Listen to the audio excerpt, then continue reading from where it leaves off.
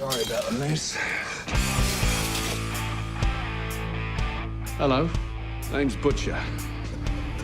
Billy Butcher. Soups lose hundreds of people each year as collateral damage. That's where I come in. Spank the bastards when they get out of line. I've got the boys back together. We're the Seven, champions of the innocent. Mother... That was diabolical! Howdy, boys. Well. About fucking time. Hello and welcome to Boys Banter, Who Watches podcast about the Amazon Prime series The Boys. I'm Travis Fishburne. I'm Alex Brunel. I'm Dustin Meadows. And this week we will be covering the season finale for season 2, episode 8, What I Know. And again, we get another literal mind-blowing episode. What did you think, Dustin? I dug it. I thought it was a solid wrap-up to this season. Answered some questions, created a lot more. Yeah. So I'm excited to see where it goes, and excited because I think this episode, there's a couple of things that we all called over the course of the season that have paid off. So excited to talk about that. Yeah. Oh. Yeah. How about you, Alex? What did you think of this? Okay. I need to make a statement, and I know this is a controversial topic, and I need to take a hardline stance. Fuck Fresca. What? Oh my gosh. No, this episode was great. This was so much fun. I haven't screamed at the TV like that in a while. So that was pretty rewarding to get fired up at you know, people. Like I think at one point I yelled, "Corkscrew her fucking head off," and it didn't happen, but you know, good stuff still happened. So I like this a lot. I'm excited for the way it set things up. We'll talk about the ending when we get there, but yeah, I loved how much happened, how neatly it was kind of wrapped up at the end, and what the possibilities are just like kind of on the table to go forward. I was into it. Yeah. I don't even know where it's going to go. And yeah, it was a really great, pretty tight episode considering how lengthy it was. For sure. Yeah, very action-packed, a lot of tension, a lot of a plan coming together, and we don't know what the plan was. It reminded me of kind of the heyday of Breaking Bad, where you see that kind of a thing. You see it also in Better Call Saul here and there, usually with Mike. But yeah, it was great to see something like that come together. Yeah, totally agree. Yeah, and I know Alex just took a pretty hard stance right now, but I have different feelings. Oh no! Yeah, I've never had one of these. So I'm going to drink a Fresca live on the air. It's going to taste like bubbly burp water. That's my prediction. We'll see. Yeah. Riveting television. It's interesting. Oh. The back half gets you. Oh, that was so good. I've never seen somebody be so quick to say something nice and then walk it back mid-sentence. Yeah, it was okay in the moment, and then the grapefruit hit you in the end because it's a grapefruit citrus soda. It's that's the default Fresca flavor is grapefruit. It is. Yep, it's grapefruit. What a I always choice. thought it was lemon, but no, it's grapefruit. What a choice! Every time it's come up this season, I kept thinking I think I like Fresca, but then I remember I like orange Fanta, which is not the same thing. Yep. Correct. Now, if they get a religious cult with Fanta, sign me up. Yeah. Maybe they will next season. Yeah, orange Fanta's delicious. The proprietor of that would have to be Kel Mitchell, right? I would assume. Right. Yeah. Yeah. Okay. All right. Let's jump into the episode now. Yeah, I don't have anything about Zack Snyder to complain about this week, so like I don't think we need to. He hasn't done anything in the public eye to piss me off yet. Next time he does, though, we'll be hearing about it on this show. Yeah, so the episode opens. We get a school safety video This is for pretty when a good. super villain attacks your school. So Yeah. you're supposed to lock your doors, arm yourselves, and just wait for a hero. Yeah, and it's like every teacher is issued a weapon in its own little like safe case that they keep in their desk, and like Yeah, like kids- airline pilots. right, and like kids are just like, and if you don't have something to defend yourself, grab anything around you that might work. And kids have a flagpole and like, is it an iron? It looked like something sparking electricity. It was a hole punch. It was a 3-hole punch. Yep. Why did that's the what it hole was. punch spark electricity? Are there electric hole It punches? didn't. Oh, okay. It was little paper. It was the holes falling out of it when he picked it up. Thank you. Yeah, I know I've sung high praises of the production design and the world building, and this PSA is just another great example of how fully realized this universe is that we get to visit every week. And that commercial is so good, and all I could think about was back to like all the post 9/11 shit we had to sit through. It was like, yeah, this tracks. This is exactly how it played out. So yeah, Yeah. right. Yeah, I kind of remember all that crap too. Yeah. Ugh. So after that, we move on and we see Jim Beaver, and I don't even have Jim Beaver's character's name. I just call him Jim Beaver. Yeah, I think they said it like in the one episode he was in season 1, but I don't remember it. Yeah. So he's having a meeting with Mallory and Newman, where he says that Vought is going to be moving forward with making Compound V publicly available, and nothing short of a testimony from Jesus or Homelander can stop it. There's part of me that just wants them to get everybody from Justified to show up in a cameo at some point, or Deadwood. Either one is fine by me, or both. But yeah, he's so good in this scene, especially since I rewatched it. Like it's really fresh for me. But when Mallory tries to blackmail him, like which is her go-to, he just like throws it right back. It's like, what, me banging my nanny at her daughter's quinceañera? Please leak the footage. I'd welcome it. Yeah. And it's like, Get a posh job at Fox News. yeah, That's leave what this place in happened. my review. Yeah. Oh god, that was so great. And like we know not a whole lot about it, but I love Jim Beaver, and I'm glad that he showed up again. Yeah. And there was this ongoing gag throughout the scene where he's like, I need my flag pin. Yes. And it reminded me so much of Frozone. Where's my super suit?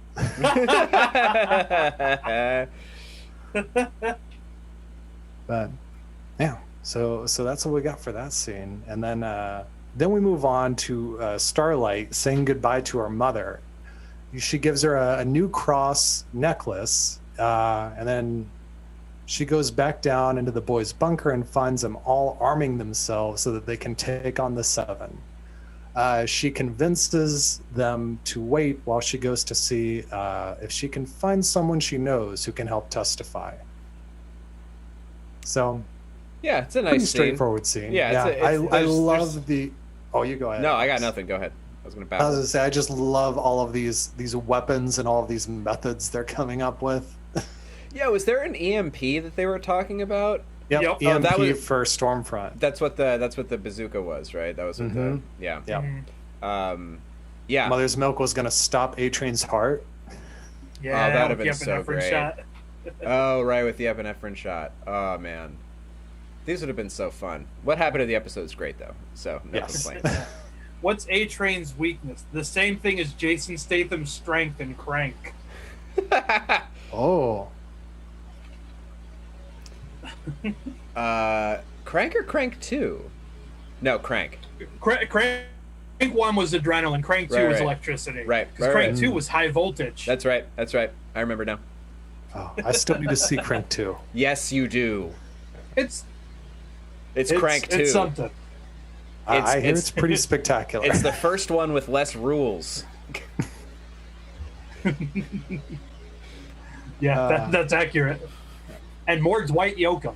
That is absolutely true.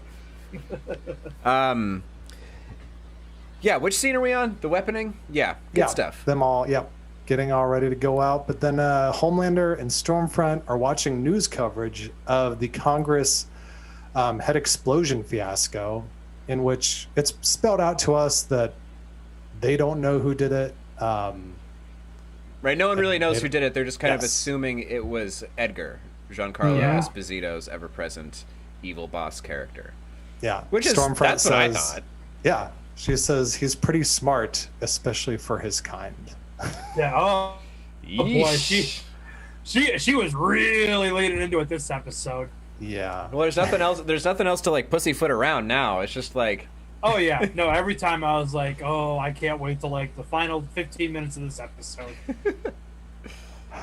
Yeah, and then we also find out that Noir is in a coma, pretty much. Yeah. I wish he would have been dead, but I guess that would have been a whole bunch of news. Yeah. And we still need to unmask him at the very end of the show, as per what happens in the comic book. Yeah. Well, I love too that she just responds, "He's in a coma." So they still really don't know if he's okay or not, because how do you gauge? True, very true. It's like, did he nod his head or wave his finger at all? Like,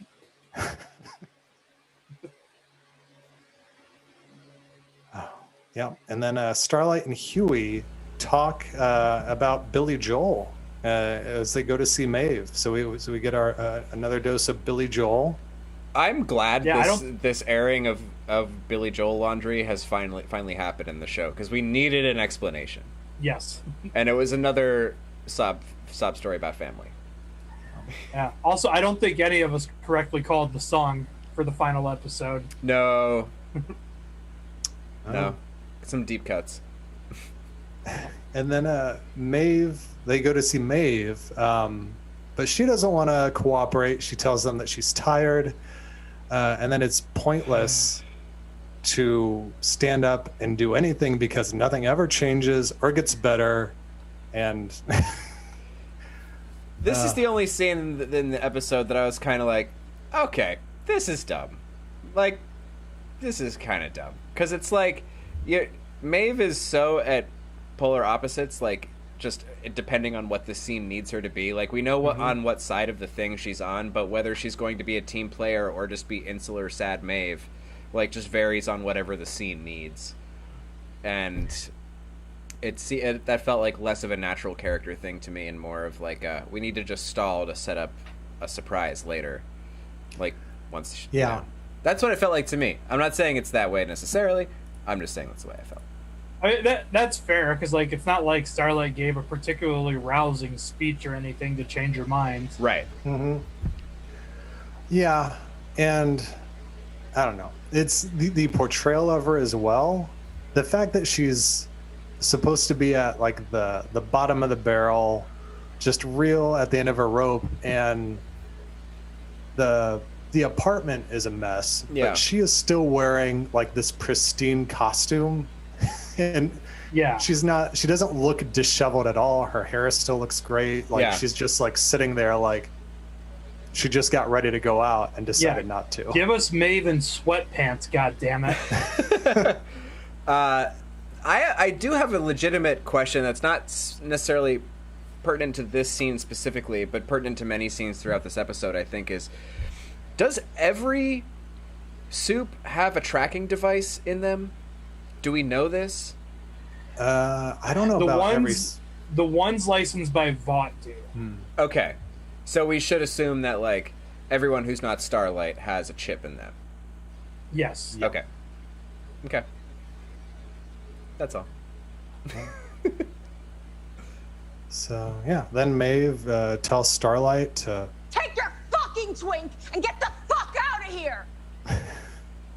Yeah, she's pretty harsh towards poor Huey. Moist handshake Huey.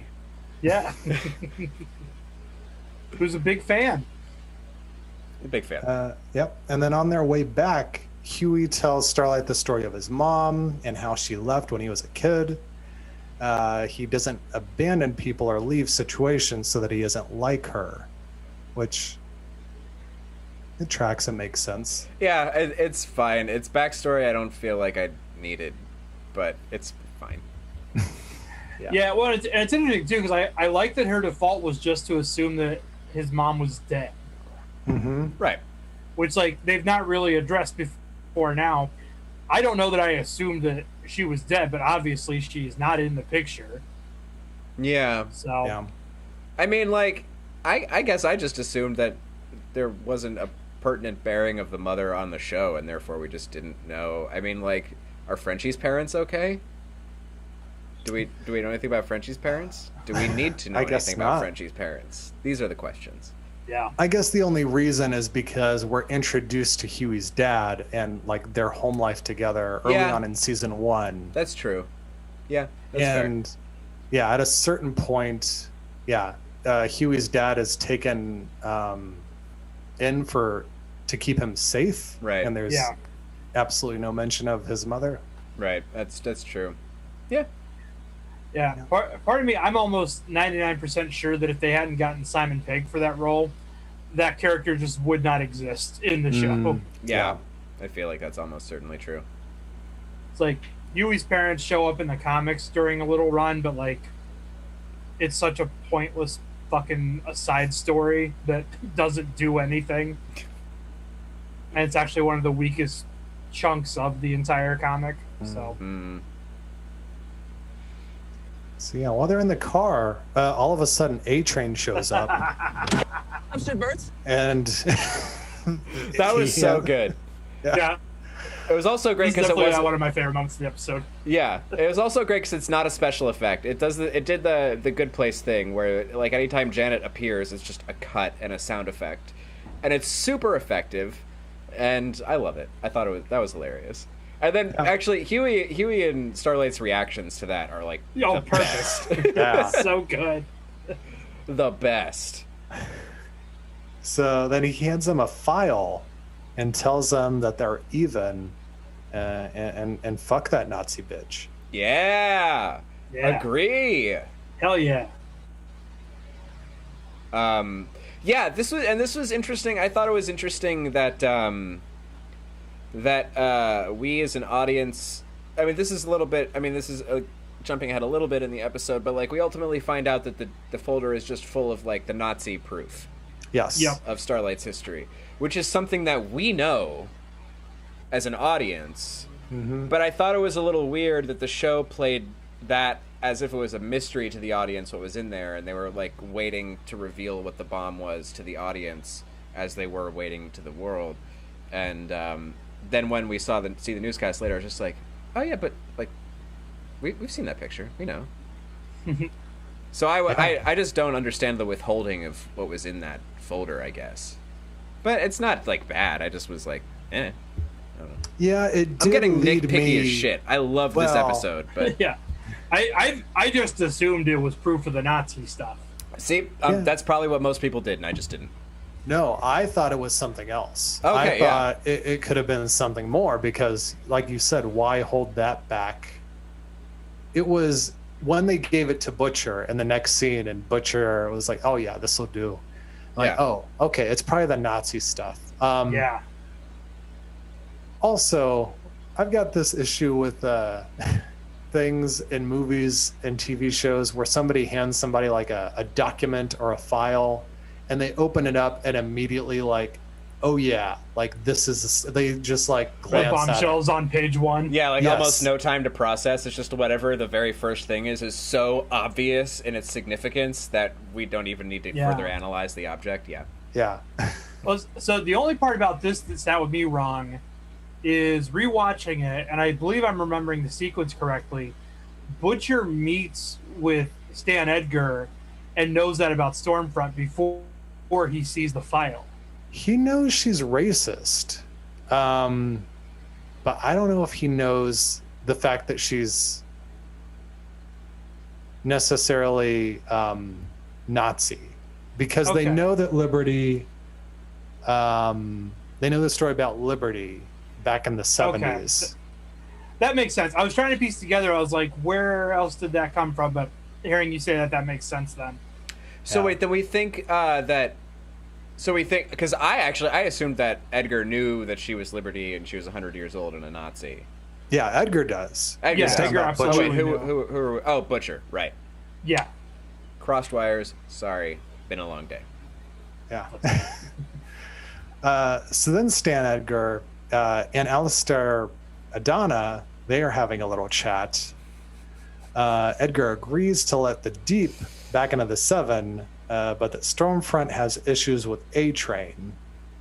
So they agree to have business affairs reach out, and then A-Train steps out and calls them sons of bitches. Well, there was a nice little thing where, like, as the guy was coming in bringing Fresca, there was just like a gust of wind that picked up a little bit of a napkin, and it was just like, oh, what is that? And then at the end of the scene, we find out it was A-Train. Well, and then on my rewatch, I noticed immediately after that, the shot lingers on the door in the background, and it slowly closes. Oh, nice. Yeah. I didn't know I that. thought that was a really cool touch. Fresca? No, thank you. Awful stuff. Completely agree with the bad guy. I agree. Yeah, this scene actually chronologically would come before the scene we just talked about, because then A-Train takes the document and takes to Huey and Starlight. Blah, blah, blah. Also, here's this one. How about Fresca? Oh. That's from Caddyshack. Which I found out today. I was wonder like, if Caddyshack is the official film of the Church of the Collective. Maybe. You could have told me that was a deleted scene, and I would have bought it. Do they worship the gopher? Oh, maybe. Oh my gosh. What if there's like a weird Caddyshack connection next season? Theory of total media interconnectivity, man. Yeah. Or I wonder if like this is like some kind of a weird in-joke with like Eric Kripke, where he really likes the scene from Caddyshack or this line. How about Fresca? Oh. And they like just rolled with it. I don't know. But I found that very interesting. Has he answered to Fresca yet? I'm actually wondering that. Has some interviewer like just been like, Kripke, tell us about Fresca, please? So, I would like to know. Burning minds want to know. Our minds are on fire about Fresca. Coke reached out to us, and too many people were saying, Fuck Fresca. Awful stuff. and we needed to change our image. So Is it a Coca-Cola product? it is a Coca-Cola product. Okay, well, I'm supporting the same monster. Yeah. I was gonna diverge really heavily, but chose to not. Let's talk about the boys. All right. And then, so we found out that Stormfront was among the first followers of Alistair's grandfather when the church was a startup. We find out. So, which we kind of knew because... Yeah, we knew she was a member previously. She mentioned it earlier in that scene with A-Train. Yeah. But I guess So that they started establishes allowing- just on the church's end that they have information on her, because it's, just probably planting that seed. Because even like when the document was out in the wild, I didn't make the connection that he stole it from the Church of the Collective until like that's explicitly stated later in the episode. But yeah, I thought he did a fast thing and went into VOD or something. I don't know. So then Becca escapes her compound and goes to find Butcher, and then Frenchie, Kamiko, and Mother's Milk all gather around and serve her all of her favorite things that they've heard so much about. They're and all so creepily sweet to smile her. at her. Yeah, they do creepily smile at her. They're very sweet to her. This is where I wondered if Becca had a tracker in her, and if not, why not? Oh. I do not know. Answer my tracker questions, Kripke. This is your ultimatum. Nothing will happen if you don't. So then Butcher tells her that he's going to the tower and that he will find Ryan. Right. And I took note of the verbiage going on there. I'm like, he didn't say he was going to save Ryan. No, he said fine. Yeah. Yes. Yeah, it's very specific. Then we find out that Ashley, she's been watching over Ryan and introducing him to all of the cats and cats. the rum tum tugger and all of them. Because that's all Ashley can think to do. Yeah. I kind of wish she'd gone into a little more detail about it. I kind of wish she'd started talking about cats. Having got drunk and saw that movie 3 times in the theater, I'm just fascinated by it. Did you see the fixed version or the original version? I saw the original version and then the fixed version 2 times after. Damn. Yeah, I saw Judi Dench's human hand on a cat body.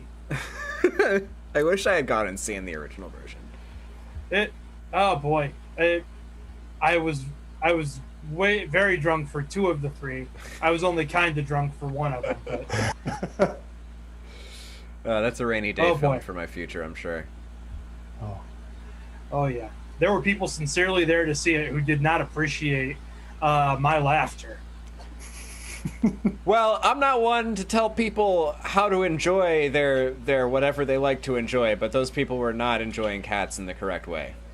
Agreed. I agree. Yeah, so then Ryan asks if he can call his mom, and they decide to take a field trip to Planet Vought. And while they're, Homelander and Stormfront get a legion of fans clamoring for photos and autographs, and Ryan gets very overwhelmed, and Homelander has to leave with him. Yeah, Ryan starts freaking out, like covering his ears and like really like freaking out. Because there's hundreds of people just like screaming in his direction at his dad and at this woman who's insisting she's a mother to him. Yeah, I was more people than he's ever seen. Yeah, I was very concerned that this was going to be the moment where we saw Ryan's laser eyes like start tearing through people. That would have been kind of great. That would have been. I would have loved a mass carnage scene in that way. Although I guess we blew our mass carnage load in the last episode. Yeah. Well, also speaking of Zack Snyder earlier, this is kind of similar to that scene in Man of Steel where he's freaking out as a kid and he's like, "It's too overwhelming and it's too big, Mom. All the people." That's true, and Homelander even himself describes having that experience in like the next scene or 2 that we're going to get to. But I didn't even think of that because I don't think very much of that Superman film. I also like, this is the one time we've seen Homelander in a scene where he actually does something decent. Right. And you're always like, oh, he's doing the right thing. Oh, wait, he's still a gigantic fucking sociopath with laser eyes. Yeah, he comes close to whatever his version of compassion is in this scene. Yeah. Yeah. Or empathy. I guess empathy. Sympathy? Yeah, probably empathy. More that. Yeah. I like that Planet Vought was just pretty much a Planet Hollywood. Yep. Yeah. I like that right before they get there, the waiter asked them if they're interested in the Brave Maeve Rainbow Burger. Yeah. I missed that. I would have been fine with that scene going on for another minute and them just reading off the menu items. I'd have loved that. Yeah, just like... I wonder if the menu is online somewhere. I'm sure it is. Take a gander. Yeah, they said a few of the items, but I already forget what they were. There's the Homie Burger. Terrible name for a sandwich. Yeah. And there was some kind of a milkshake as well that wasn't going to have lumps like his mom's. Yes. So then Butcher meets with Stan Edgar, and Butcher makes a deal with Edgar to get Ryan separated from Homelander so that Vought can get him back. And Butcher can have his wife back. And this whole plan of Butcher's, I'm like, this does not make sense, man. This is not going to work because... No. I mean, I don't know in what world he thought he can somehow get rid of Ryan and Becca's going to be like, all right, I'm just going to settle back down with you. Yeah. I mean, wishful thinking on his part for sure. Yeah. But short-sightedness. He makes the comment as he's leaving that he was going to tell her, like, that's what it'll take to keep him safe. Mm-hmm. And, like, that's what Vought wanted. Because then Stan Edgar has that line is like, oh, and you think I'm like a ruthless bastard or whatever. That's just a great fucking scene too. It is a really good scene. This Like, is a really good scene between these two actors. I love this. Yeah, like this episode, we get two really great sit down over a meal confrontations. Mm-hmm. This one's more of a confrontation than the Adana scene, but still, yeah, it's just a great scene. And Esposito gets a lot of great lines, and the comment about having to put up with what Stormfront is, regardless of the color of his skin, that lashing out and all that shit is like a white man's luxury. Like, yeah, what a great fucking scene. Like, what really an evil scene. son of a bitch, but what an amazing performance they're getting out of Esposito for this. Yeah, and I loved the way they had Butcher respond to his comment. Like, that's a white man's luxury. Like, he just doesn't say anything. Like, Butcher just doesn't say anything. Mm-hmm. Yeah, he's just like, he doesn't try to come back at that. He doesn't try to be like, blah, blah, blah. It's just like, yeah, right. Yeah, right. he doesn't insist that there's a white genocide. Right. God. We'll get to that soon enough. Groan. But I loved everything in here. It also spelled out to me a question that I've had for a few episodes since we found out about Stormfront's Nazi ties. And like, well, Edgar was the one who placed her there. He knows. Yeah. So like, what is his game here? And like, why are they allowing him to be the head of the company? And and he says Stormfront makes people angry, and angry people want Compound V, and that Compound V raises their stock price. So to him, it's nothing but business. Right. And it only ever is in anything. It's only ever business-driven interests. Yeah, that's another great line he gets in there too. Says something effective like "When in history has it ever been about anything else?" Right, exactly. And, such a great line. Yeah, and it's nice that it's like, I like that, like when he's explaining, like literally exactly point for point why he's allowing this to happen and why he's funding it. That it's just like, it's not like a scheme. It's not like some world domination plot. It's not like some insane high concept thing. It's just like, no, if I let this happen, it makes me the most money. Yep. Like that's it. And I really, really like that. Oh yeah. Yeah, and I also just love that smirk he gives. Like when you said when he calls Butcher like that son of a bitch, and he's got this like very like knowing, like I can let my guard down and I can show my true self to a degree. Yeah. Which Esposito is very good at showing the very reserved person with all these guards up that you do not know what's going on behind those eyes. And to see him play a character that lets that come down, it was very rewarding. Oh yeah, he's just great at doing charismatic and menacing in the same breath. Yes. You guys chat for a second. I will be right back. Okay. So what is your favorite Giancarlo Esposito character? Oh man, Gus Fring obviously is on the short list. Mm-hmm. Truthfully, without looking at an IMDb, I'm hard pressed to think of anything besides all of the TV shows he's been on in the last decade as a major villain. His stint on Sesame Street in the late 70s. What was his character's name in Do the Right Thing? I don't remember his character. I remember it was the one that kept saying he wanted the brothers on the wall. Yeah. But I cannot remember the character's name at all. It's a crazy name for a character, too. Yeah. But that's another great performance. Yeah. A great movie. I have not gone back to watch Do the Right Thing since like really appreciating Giancarlo Esposito. So yeah, I've not seen it since college, and I'm definitely due for a revisit. Yeah. I do not want to move on to the next scene without Alex. So no, that's fair. We can talk about those delicious balls that they were eating. Oh yeah, the Gruyere puffs. Yes, the puffs. As soon as he said Gruyere puffs, I was like, "Fuck, I want some Gruyere puffs." So good, they're worth a cheat day, apparently. Yeah, and they came out incredibly fast. Oh yeah. They also lingered on the shot of his water for a while, which I found interesting. Because like after seeing the scene with him and Alistair, you know, and they're just like focusing on the Fresca the whole time. It's like always so prevalent in the shot.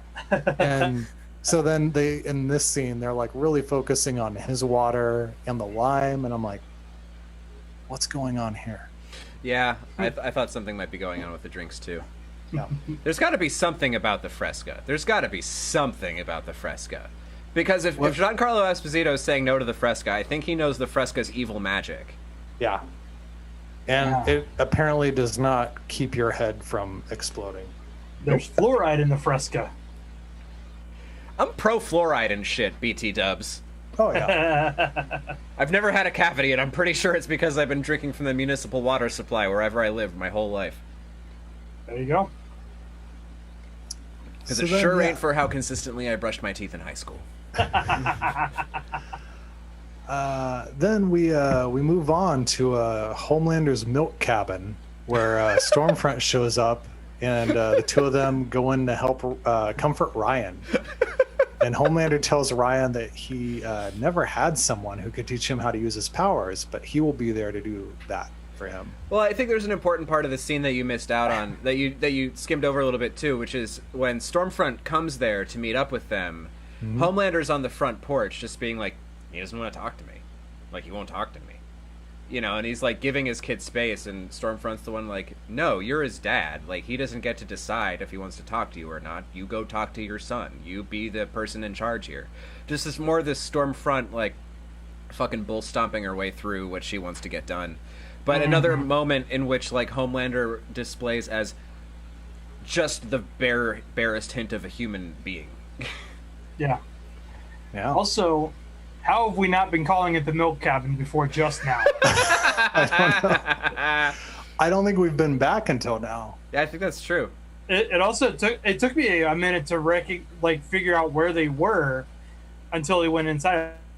I was like, oh yeah, this is the cabin where he almost blew himself. Got it. Yep. Mm-hmm. On the Boys After Show, Eric Kripke actually revealed that his biggest regret of the season was not actually pulling the trigger and going all the way with that scene and letting Homelander blow himself. Just like wait until he had his dick in a mouth to do the neck break. Oh man, that would have been a great moment. Now I'm bummed that he didn't go for that. Yeah. Maybe he'll bring it back in the following season, since we kind of got that this episode. Yeah. We totally did. I can't wait to talk about that. He needs some milk. And then Butcher arrives back, and Huey and Starlight give him the A-Train document, which he is very pleased about, and they all gear up and get ready to execute Butcher's plan for going after Stormfront and Homelander.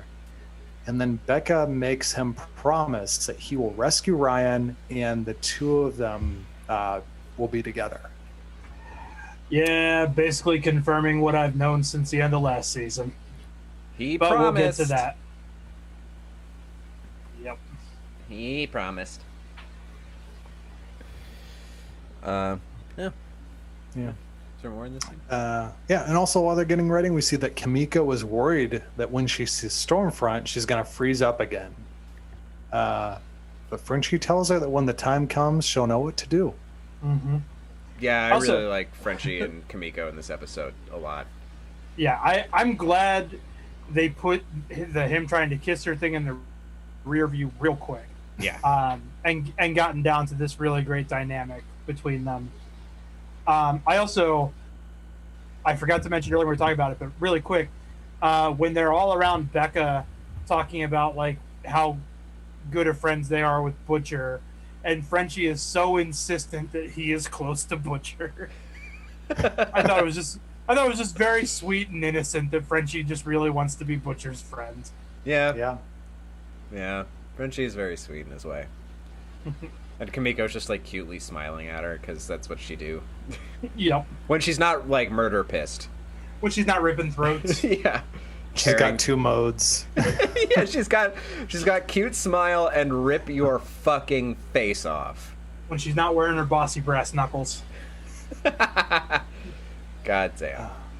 Yeah, and their sign language is coming along quite well. Yeah. Yeah. That's pretty cool, too. I like seeing that. Frenchie's a quick learner. Mm-hmm. And Homelander and Stormfront are teaching Ryan how to use his laser vision. Trying to. Yeah, but he doesn't hate anybody, which is the issue. And he needs to hate. So Stormfront just goes and tells him about the white genocide. Oh, man.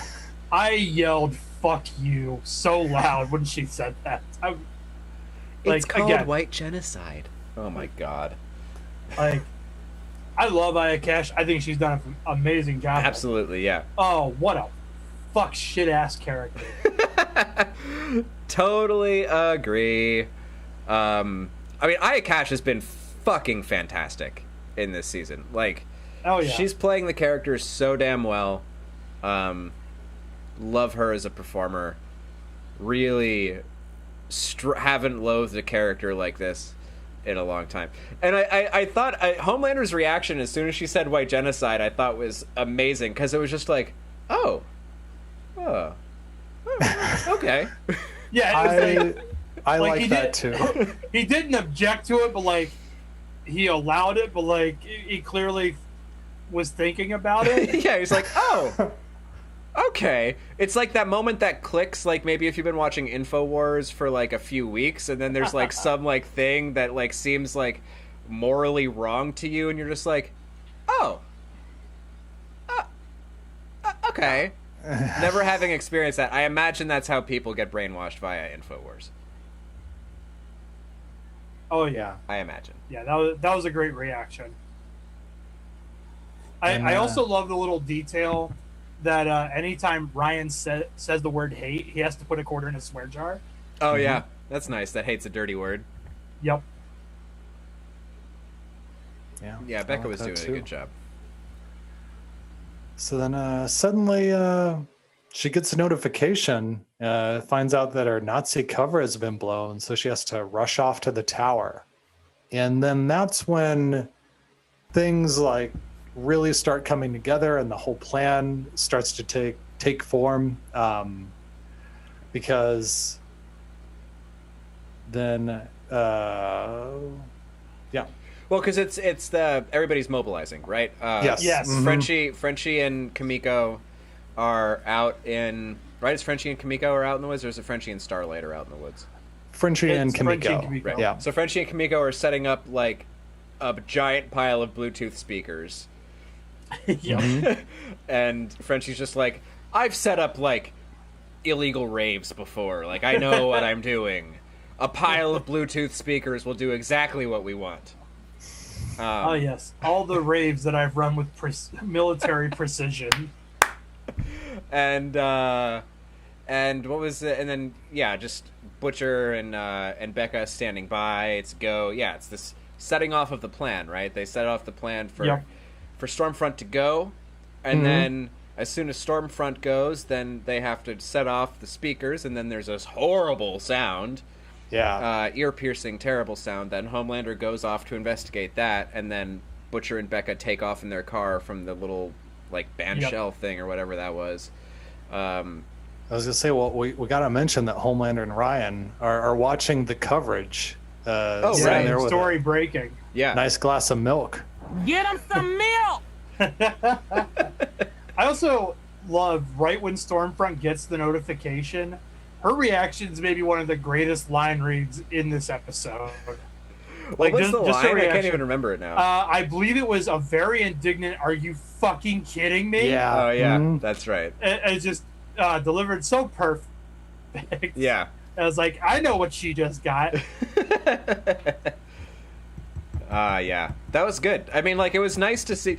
That was nice. Like, that was, like, the way... Like, I liked not knowing exactly what the plan was, and then just seeing it all. Like, that's one of the first times they had a plan that actually, like, every point of it worked up to like a certain point rather than it going wrong like immediately. Yeah. Or them having to improvise because they're put into a situation. It was nice for them to actually be able to affect a plan and carry it through, mostly within the boundaries of, superheroes. Yeah. And if they haven't deviated, they might have actually pulled it off. Yeah, true. There's like after match that was like 4 minutes wasted. Those were like valuable 4 minutes. Yeah. Yeah, so Butcher and Becca grab Ryan. Like you said, they get him in the car, and then Butcher's telling her that she has to leave with Ryan and Mother's Milk. Yeah. Because he discloses the deal he made, but he's not going through with it, and he wants them to escape. Yeah. And then they argue because Becca doesn't want to leave him, and he ultimately makes her realize that like he needs to stay and do this, or else that she and Ryan are just not going to be safe. Yeah. I feel like it's the most vulnerable Butcher's been this entire series. Totally. Like between this and the scene in the woods, yeah. Yeah. I genuinely think if this had happened in the comics, Butcher would not have done what he did. And that I think the show version of Butcher is definitely a better person. Yeah. And I'm kind of glad that they're pushing him that way, because like I can handle Carl Urban being a son of a bitch, but like Butcher in the comics is just real fucking bad by the end, and I don't want that. I feel like Butcher in the comics would have just led her along, and then there would have been some line about fuck him, and then yeah, or he literally would have bludgeoned him to death with a crowbar. Exactly. Yeah. So then Stormfront shows up and ruins all of that. All of it. Because she comes back she goes to Vought Tower. Like she goes all the way there and is like, fuck, and then comes back. Like she processes and deals with enough in that few minutes that she's like, I gotta get back to where, like, I gotta get back to the milk cabin. Yeah. We don't even see what she does at the tower. Like literally all we see is her storming in and walking down the hall. Yeah, she gets there, like, and then everybody kind of like sees freaks her. out and shies away from her. Yeah. Yeah, and then she just watches some coverage, including that animation that somebody put together really quick. So fast with the a jib song. jab. Yeah. It was a classic jib jab, wasn't it? Yup.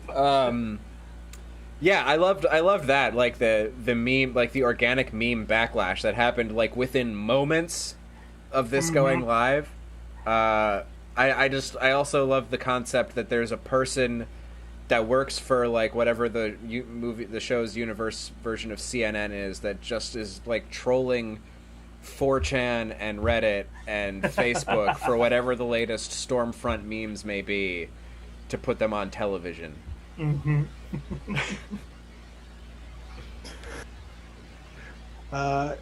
So yeah, and then Butcher goes and rescues them and takes them away out of the car, which everybody survived. Well, because Stormfront tosses the car. Yeah. Yeah. And nobody should have been living. No one should. But like, thank goodness for modern safety features on vehicles, because everyone survived like a really nasty thing that should have broken people's necks.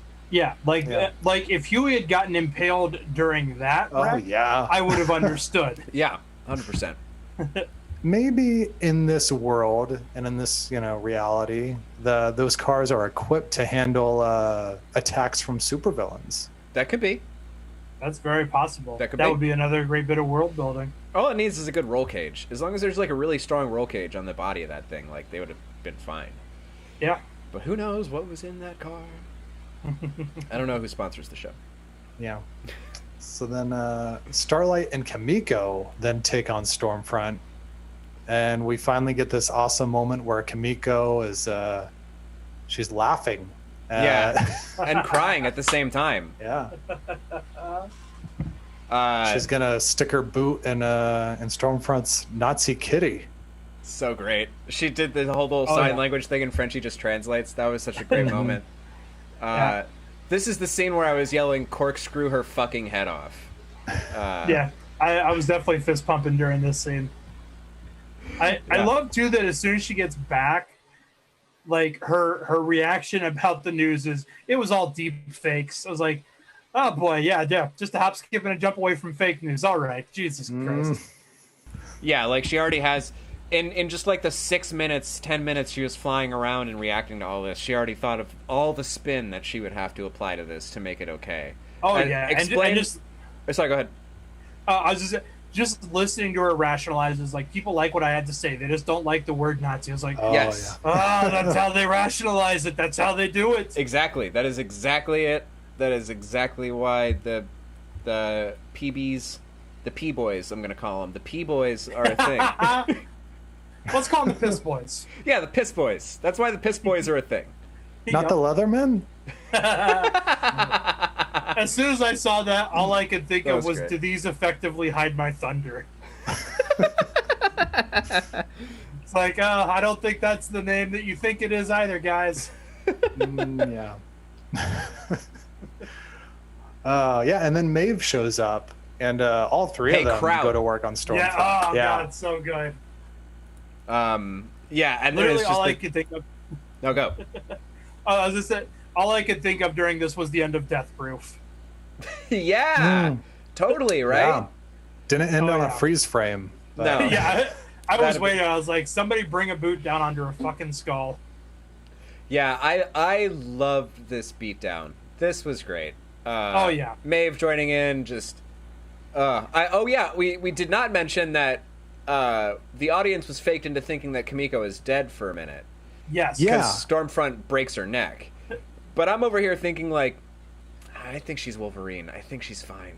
Well, yeah, because we already saw last season. She's got that healing factor. Right, right. Yeah, my fiance definitely gasped when we watched it, and I was like, "No, Wolverine, remember?" It's like, "Oh yeah, right." She uses the same move that she used on her brother. Yeah, it's her move. So, I also love that during this scene we get not quite cherry bombed by the Runaways, but something pretty similar sounding. Yeah. Which I was all for as well. The music in this episode I really liked. Yeah. I mean, we'll talk about the last song too, but I love that cue. Or second to last song? No, because the last song was a Billy Joel song. Yes. Second to last song. Oh, and then we even get the great line from Frenchie while he's watching, saying, "Oh, girls really do get it done." Yeah. That was awesome. What a fun scene. Yeah. What a fun, violent scene with a hardcore neo-Nazi. When I was reading a lot of the response online to this episode, but specifically the scene, and a lot of people were kind of making fun of that scene in Avengers Endgame, where you get like that team up frame, but then they don't fucking do anything. Yeah. I did so really there was like a lot of speculation that Eric Kripke was just taking a shot at the MCU with us. That's funny. I did like it. It kept cutting back to the dudes, just being like, just standing by, doing nothing. Great. What can we do? Well, they try to go after their all of their weapons, but then Stormfront blows it all up. True. Yeah. Yeah. And they just try shooting Stormfront, which she just does not even care about a little bit. Yeah. It probably also didn't help that Huey literally shouted out, "Hey, the only thing that can stop her is in the barn." Right before she blows it up. That's, yeah. Like, he could have not done that. That would have been good for them. Yep. Yeah. So then she flies away. Yeah, she's just like she's about to be beaten down, and she's just like, "No, I'm done. I fly away now." Yeah. And she shows up to try to take Ryan, and then she force lightnings Butcher, and then starts to choke Becca. Yeah, and, this is in the deep woods somewhere. Yeah. Yes. Ryan discovers that he can hate someone and blasts Stormfront back several decades. And Becca makes Butcher promise to keep Ryan safe before she dies. Oh yeah, 'cause she gets lasered. It's collateral damage. I was wondering, does Becca actually get lasered in the neck right there, or did maybe Stormfront like rip a part of her neck away as she got blasted off of her? I feel like it's very ambiguous. It's unclear for sure, because it looks like her throat was cut more than anything. Yeah, she does not look burned at all. If she had gotten burned, it would have cauterized the wound. Mm-hmm. Yeah. That's what they should have had Ryan do right away. Like, yeah, we're hurry trying up. to help. Yeah. Well, he doesn't know how to control it. He was Hey, just this thing that you just did for the first time, focus it with, for the pun, laser precision, and cauterize the wound, son. Yeah, but your if he doesn't know mom's how jugular. to, but if he doesn't know how to control the intensity, he's just gonna decapitate her and feel. Oh worse. yeah, no. I agree completely. I'm 100% being fatuous about it. You also missed the awesome moment where Becca fucking straight up stabs Yes. Stormfront in the eye with a knife that she doesn't. She has that's so good. with a secret knife, and it's like, oh, if she can get stabbed. That was what I was thinking. That was what I really wanted to happen. Like the Stormfront, like Becca dying, is so sad. It was very sad. Yeah. It was a great scene. Carl Urban in that moment is like really, really wonderful. Stormfront dying on the ground, her arms and legs are severed. She looks like fucking Anakin Skywalker at the end of Revenge of the Sith. Ryan had the high ground. So she's like burnt to a crisp and just like babbling in German, and I really wanted Butcher to like put a gun as far back in her mouth as he could get it and like point it up into her soft palate and pull the trigger, because I'm like, if she can get her eye stabbed out, she can get shot in the mouth. Oh yeah, That was what I was thinking. I'm frequently pretty uncomfortable with gratuitous violence against women in media for the most part. Agree. But this entire sequence, I was like, yeah, fucking kick the shit out of her. Yeah. Stab her in the eye. Yeah. Laser her goddamn arms and legs off. Yep. She's a Nazi, so she's not subject to the same considerations as good people. You kind of skipped over the scene with Homelander in the cabin, no? Yeah. Oh, yeah, he goes Homelander's. Yeah, he went back to the cabin and was After wondering where his dispensing- son was. After dispensing with the pile of Vought Sonic speakers or whatever. The Vought Beats by Dre. Yeah, the Vought Beats by Vought. But he finds Vought police, basically, because Butcher did call, like, use a phone, call them to summon them to come get Ryan, but then bailed and just left his phone there. And then... I love the... Go ahead. I love that in his phone he has them saved as the cunts from Vought. It was a pretty great touch. And then, like, what else would Homelander do except laser every single one of them in half and exit the cabin covered in blood? Yep. Yeah. I which like is that what he he did. goes and he pulls a Colin Firth and Kingsman and he shuts the door. Oh, yeah. And I'm like, locks him in. but I mean, why? If this were a human taking on other people, I'd understand. If this were Black Noir, but like Homelander, I'm like, you just destroy all these guys so easily. You don't have to lock them in here. I think it's largely intimidation purposes. Yeah. Which, I mean, is a great touch. I love just how calm he is when he first rolls in, because like the first thing he says is like, "Did you say butcher?" Like, and he's playing kind of coy about it, and then he just lasers a dude in half when he doesn't tell him anything. Yeah. I thought he might try to be gentle and like preserve the cabin a little bit, but nah, he just like Nah, he'll get another milk cabin. He'll get another milk Yeah. cabin. He's got guys for that. I will say too, that visual of him coming out of the cabin, just very calm, just covered, is like, what a great shot. Yeah. And kudos to the makeup department on this show, because the fake blood looks like the darkness that the blood is like on all the blood Yeah. spatter looks like very, very gruesome. Mm-hmm. Yeah. Yeah, the blood this whole episode is pretty great across the board. Agree. And then Homelander, he leaves that scene and he shows up at the scene we were just talking about and tries to take Ryan back. But he sides with Butcher, and then he's thwarted by Maeve when she whips out her blackmailing phone. Yeah. The old blackmailing phone. And basically it's just like, yeah, it's...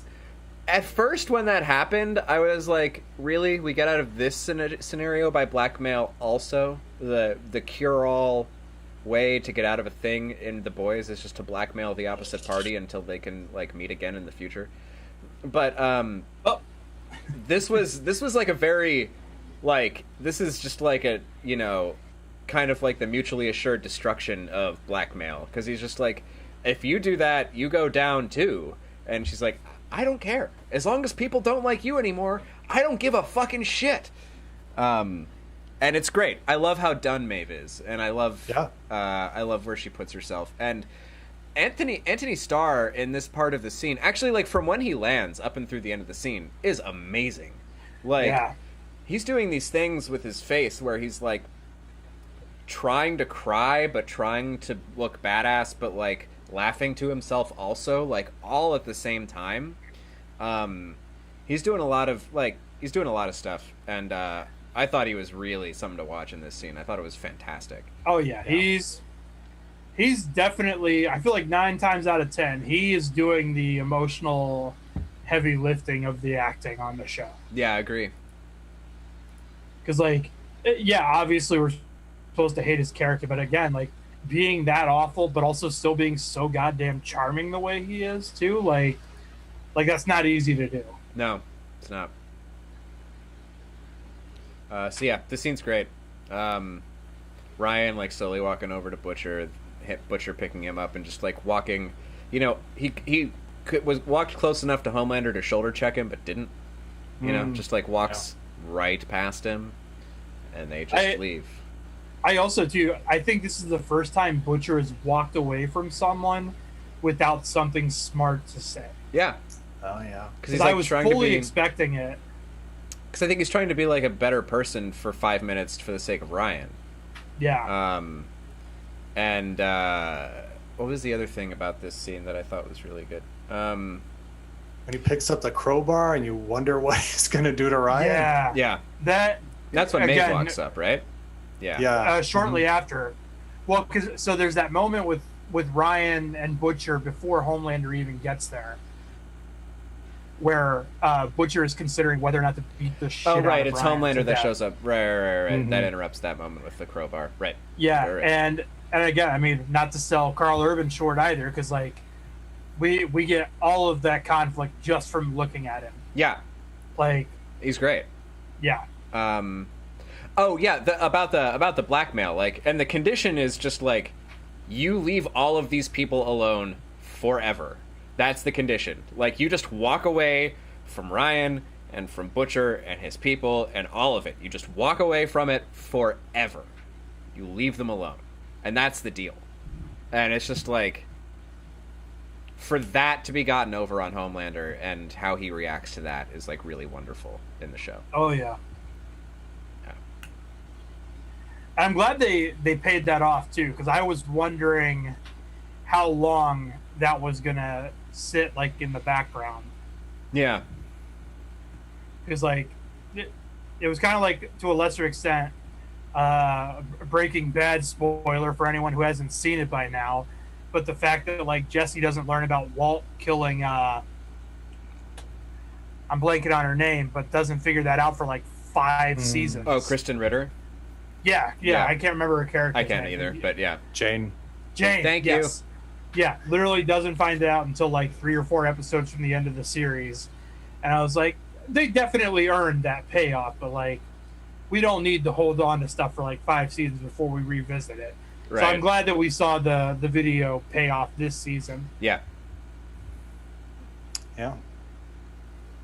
So yeah, and that's what we got there. And I'm sure Homelander is going to stick to his guns there, and he's not going to bother any of them ever again. I'm sure might as well just the last write him out of him. Season 3. Let's dust off our hands. I was very bummed to see my prediction about Becca play out. Yeah, you did call it. Yeah, because if she's still alive, Butcher doesn't have anything to lose. So I'm glad he didn't beat a little kid to death. Yeah. So yeah, that's a plus. So there's that going at least. But yeah, again, especially as soon as she made him promise, I was like, yeah, you're not going to live to see the credits. All right. Yeah. So we cut to a press release with Stanley Edgar, where he talks about the fact that Stormfront is being blamed for the attack on Congress, and the release of Compound V is on hold indefinitely. Yeah. And publicly apologizing to Starlight, Homelander comes up and talks, and gives this like completely false and hollow narrative that he just is able to sell like anything else because he's Homelander. Yep. Yeah. And there's a very, very great push into an extreme close up on his like dead eyes. It's really it's very good work on his part. It's very good camera work on a technical level. Good stuff, guys. Well, and then just everything becoming inaudible as it does, like, it's so good. Going into Homelander's head. I was all but expecting like the Kill Bill sirens to kick in. but yeah, that's a great scene, and just really setting up the fucking snap that he's gonna have finally. Mm-hmm. Yeah. Well, publicly anyway. Right. The public snap. We see him snapping later. He snaps at the drop of a hat, like in private scenarios. Yeah. Like, I feel like if he was home and there was an Amazon delivery and like that went a little bit wrong, he would cut that guy in half. Oh yeah. I'd cut his Amazon item in half. And then be mad and order a replacement. Yeah, I like a lot of the things that are going on in this scene. We see Starlight, she's in her old uniform. Yep. Yeah, her less revealing one, right? Yeah. Yeah. Mm-hmm. Which I thought was a great touch. Yeah. Yeah, she's got some pull to be like, no, I want to wear this again. Yeah. Mm-hmm. We also find out that Stormfront is still alive somewhere in a Metallica video. Jesus.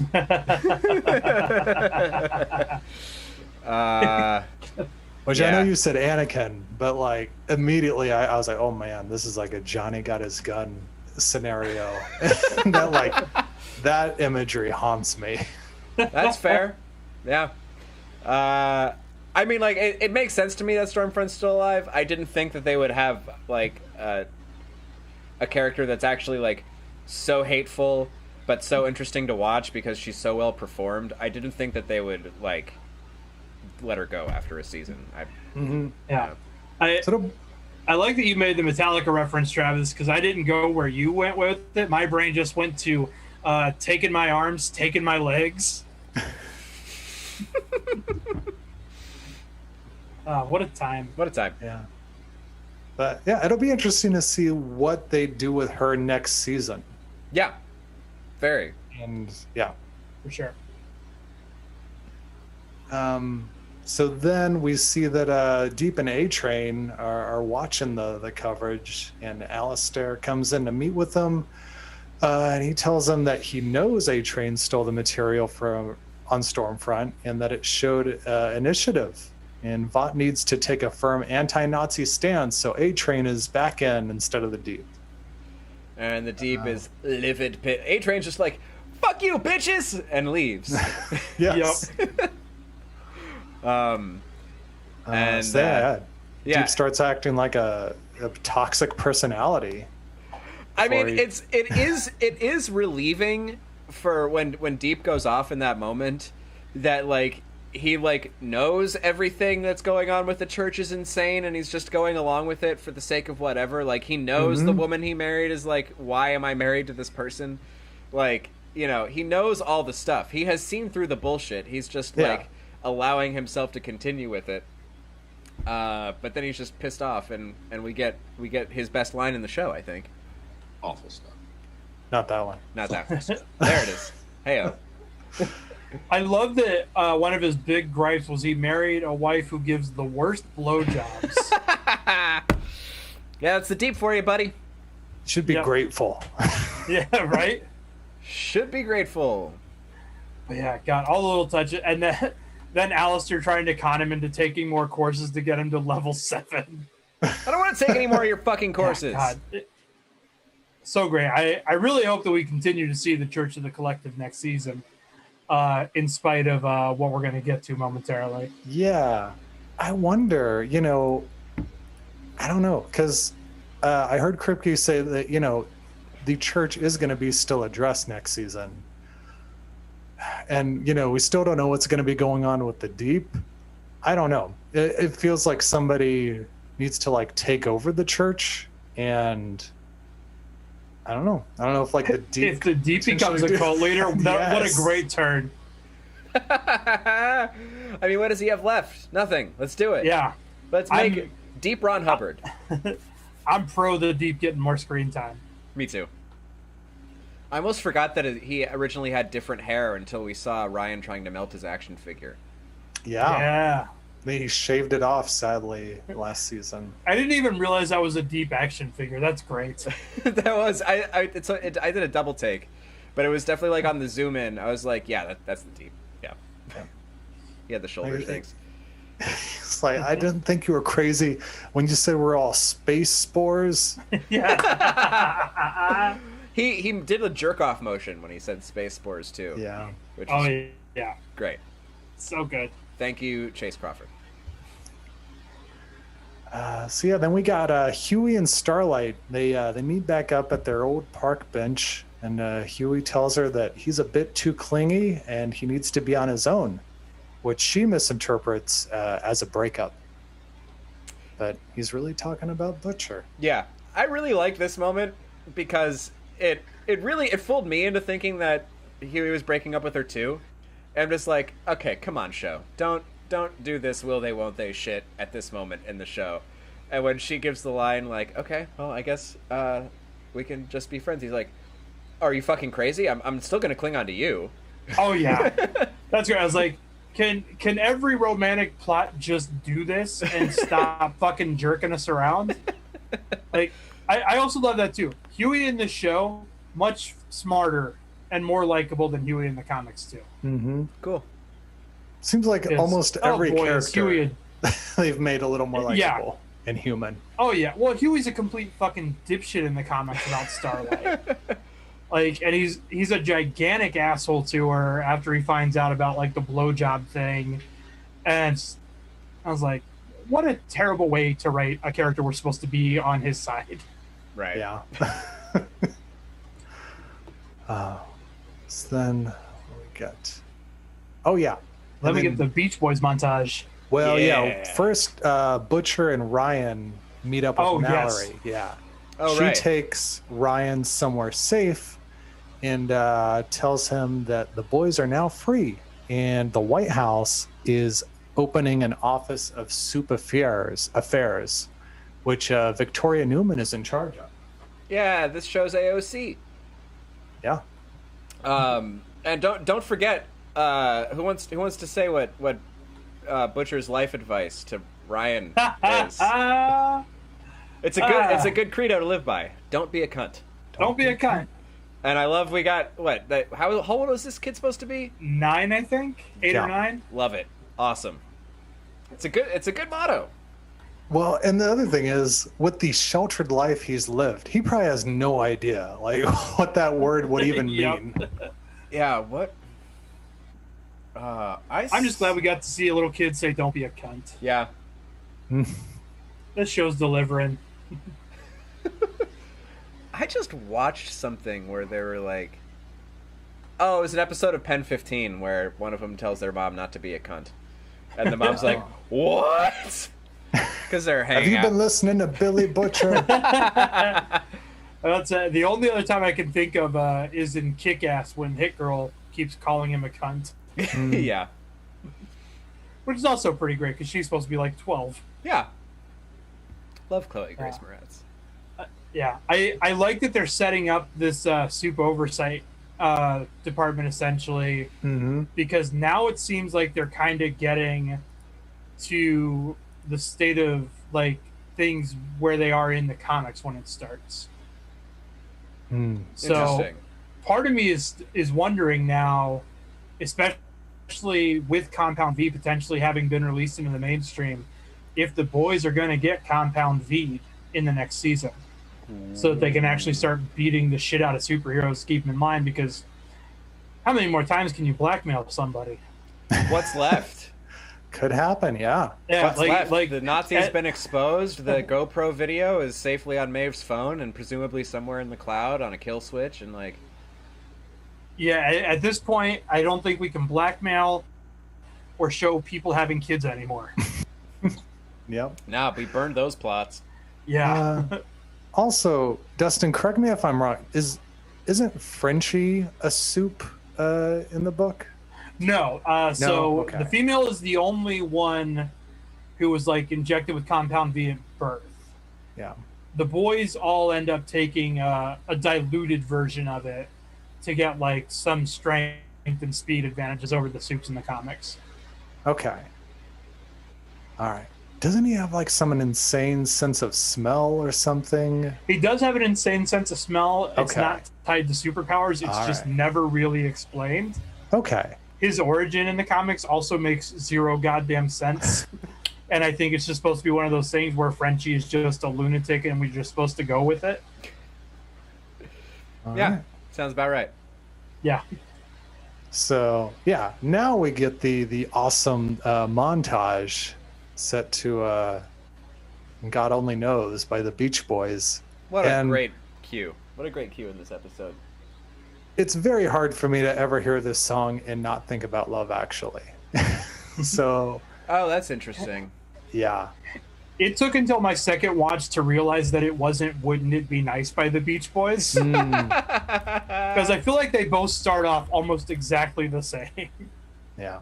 Well, And then I just spent the whole time waiting on Wouldn't It Be Nice? I was like, oh, okay, I guess it's just not that song. I guess I've just listened to Pet Sounds like way more than both of you guys. Yeah. Yeah, You that's definitely fair. have. That's fair.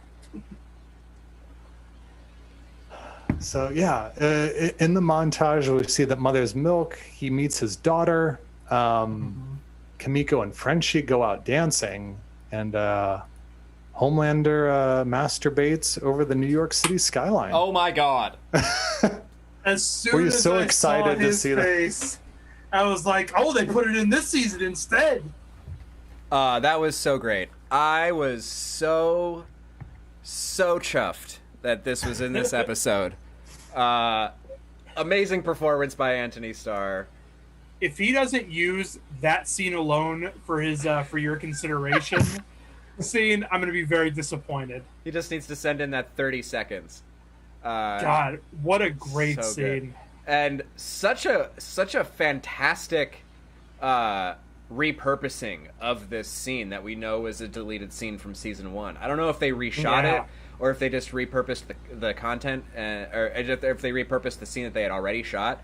I'm sure it was that. Yeah, you know. it's just like it's the existing footage, and they just cut it into this, right? There's no reason not to. Yeah. Make it efficient. Really wonderful. This Yeah. scene is even better than Kripke described it online. Oh yeah, amazing scene. Because no matter what you type, you can't really describe like how insane Anthony Starr's performance is in this moment. And No, the I fact love that it. he's It's about even- to blast his laser vision as Yeah. well. I love that it's even framed like a Batman standing on top of a building at the end of a Batman movie. Oh, so against great. the moon too. Like, Yeah, how perfect. so good.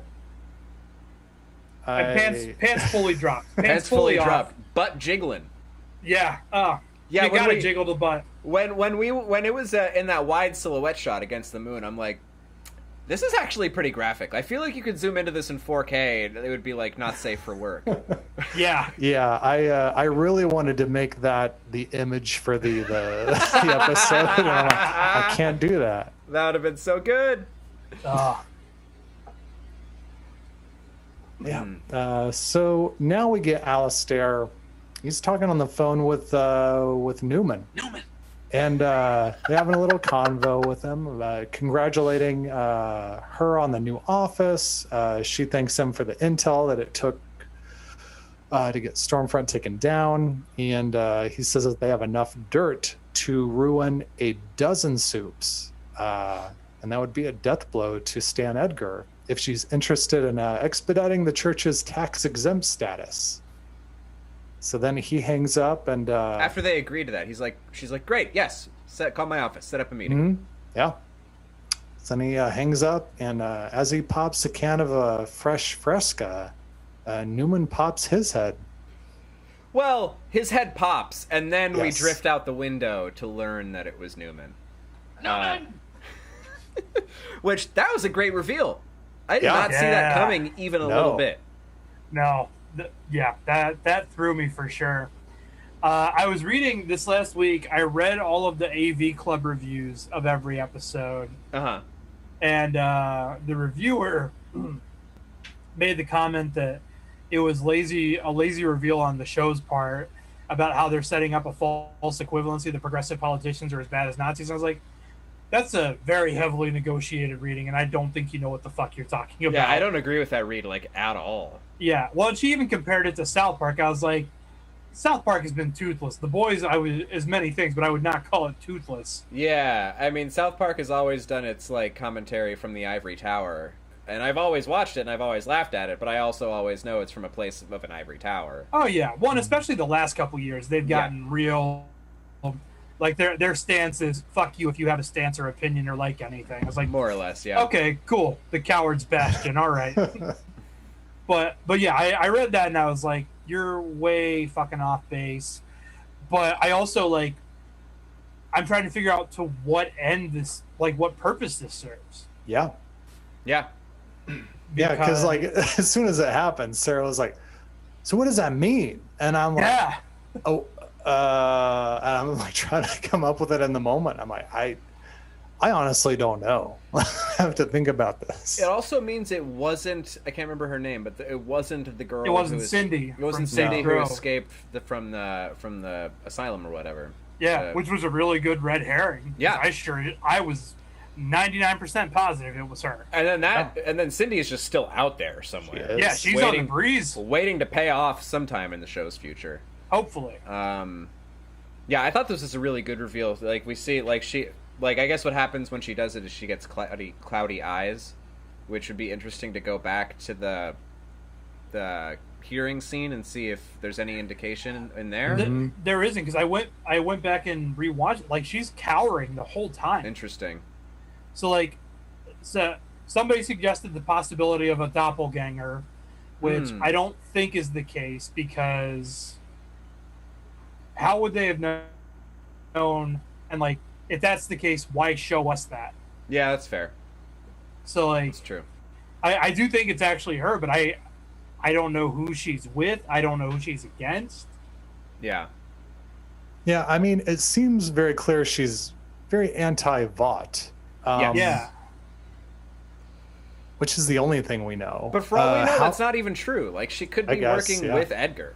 Yeah, because if she's anti-Vought, why take out the church?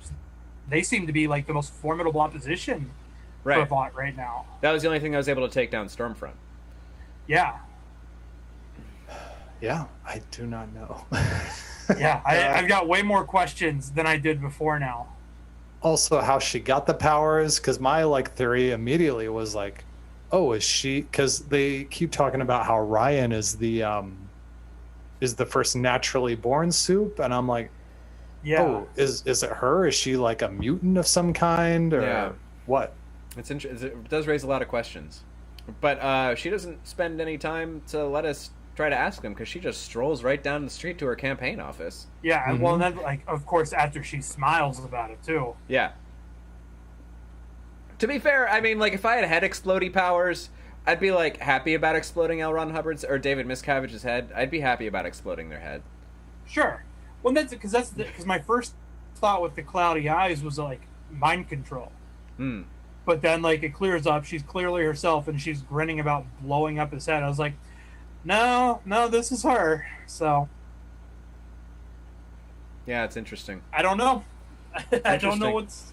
It also makes you wonder where she was when our CIA agent friend. Well, yeah, when Raynor got her head exploded. Where was Newman in the vicinity to affect that? Yeah, and how she even knew about it. Right. Yeah, and what her angle on all that is. It feels like it throws you off so much that I felt stupid trying to think of are her motives clear and I don't know them? No, because they even in that scene in the beginning with Jim Beaver, when they're talking about going to the memorial for the slaughter, she says her chief of staff was among the victims, and Vaught's people that died were probably trying to cover their own tail. The only person of real consequence who died during that was Vogelbaum. Yeah. Mm-hmm. Sure, a senator is a big deal, but probably has no skin in the game one way or the other as far as Vought or whoever Newman's really working for. Right. And what's his name? Shockwave. Shockwave. Speedster. Yeah. Yeah. Shockwave. Speedster. That's like another reason why I thought it might have been like the, Alistair or somebody in the church, because I'm like, oh, it like paved the way for A-Train to come back. But it's definitely not Alistair. No.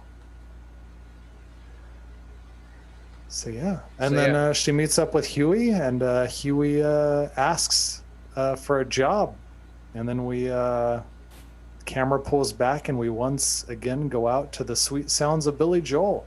Billy Joel. Yeah, and I think that's actually a really, like, how many questions we just had about, like, why is Newman doing this? They wrapped up so much plot in this episode. Just, like, big plot. Not even, like, stuff that they had to wrap up this season, but they did.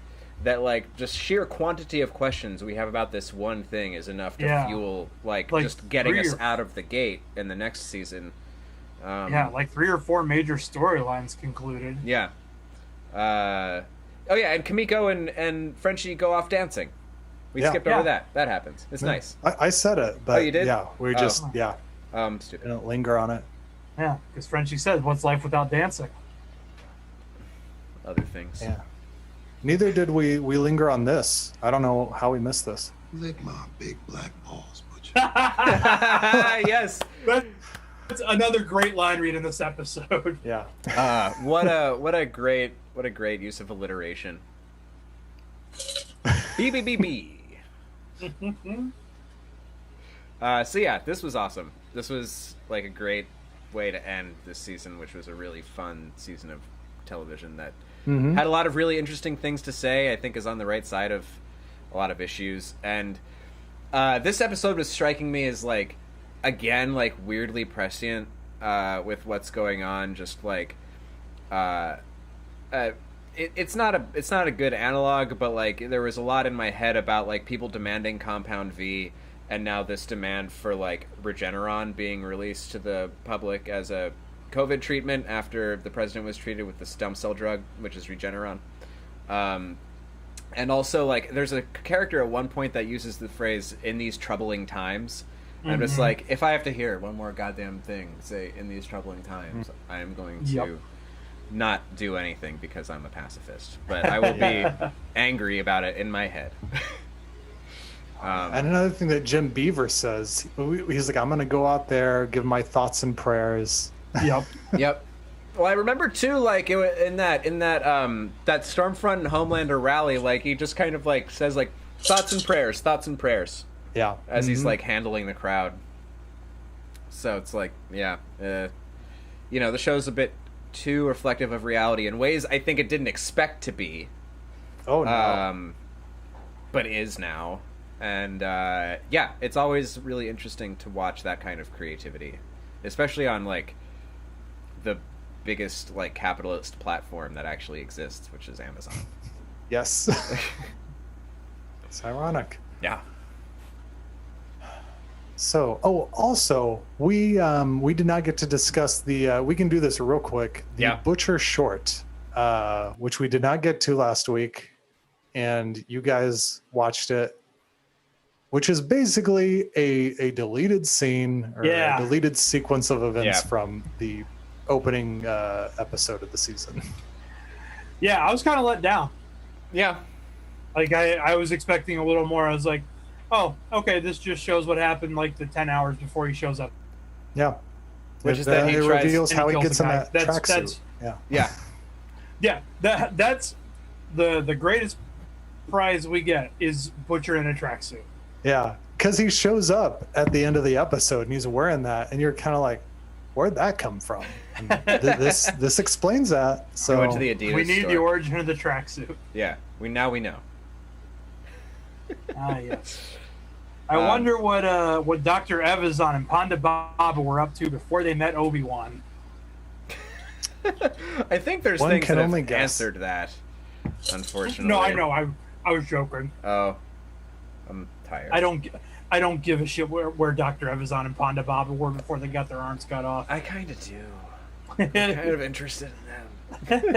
How did they get all those death sentences? Yeah, show me 12 all the systems? death sentences. Give me a 12-episode miniseries that every episode is how Evazan acquired a death sentence. I don't think they have any death sentence. I think they were talking shit. Oh my! You think it was Oh, there's a whole.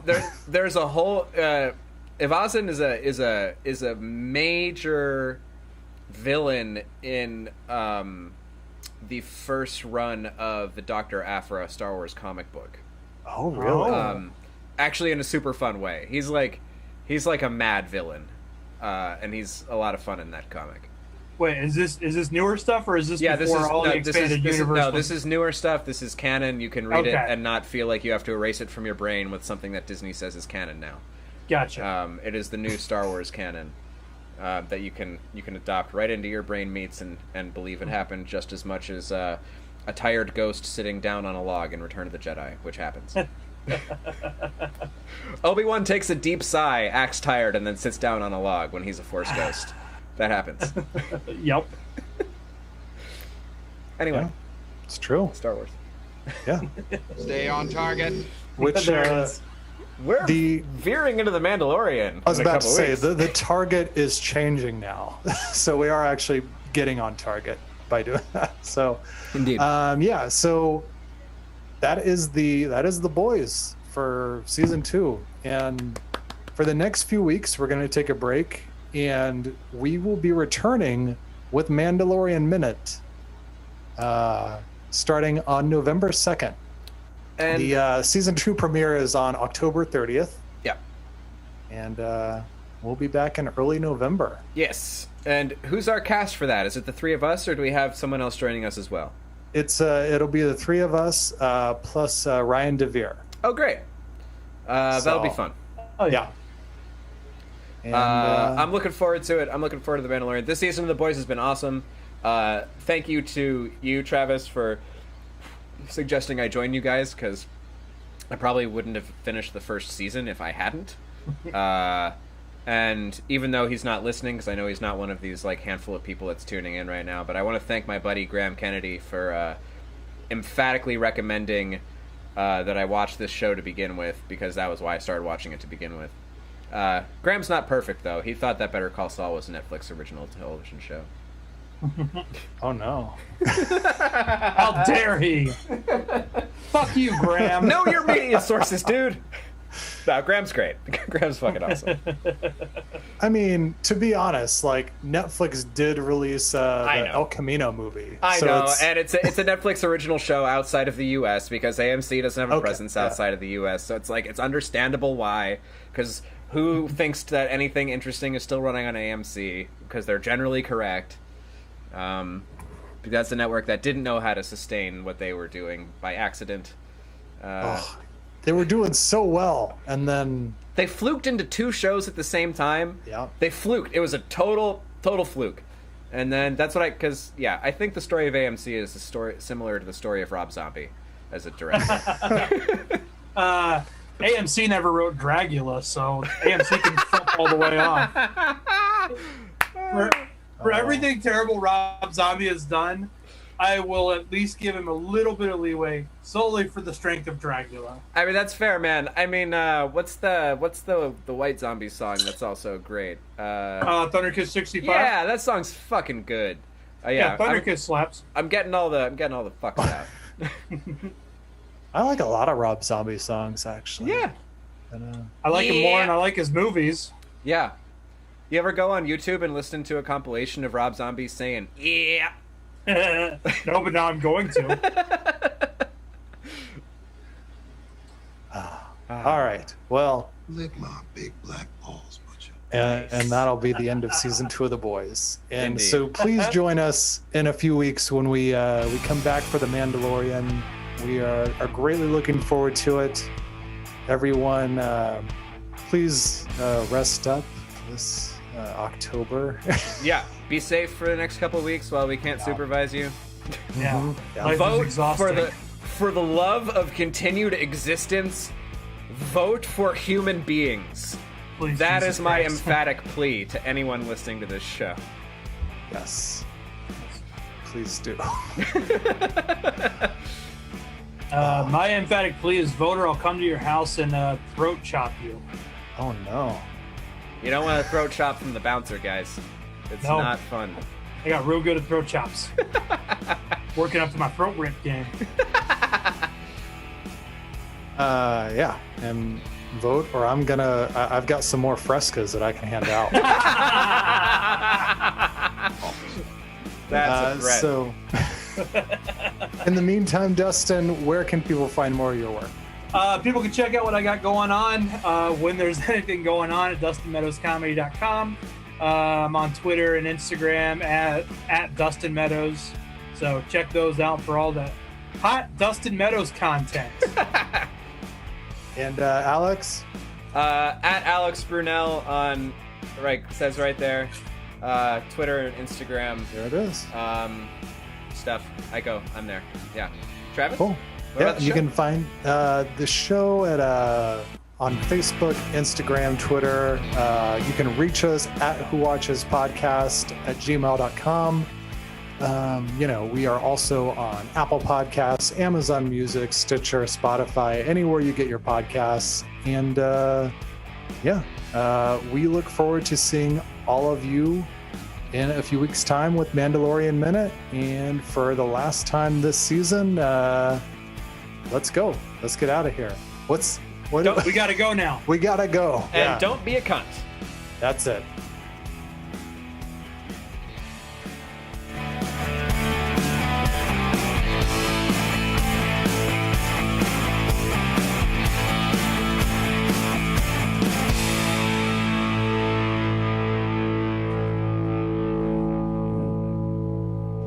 Ain't you twits lucky that I showed up, eh?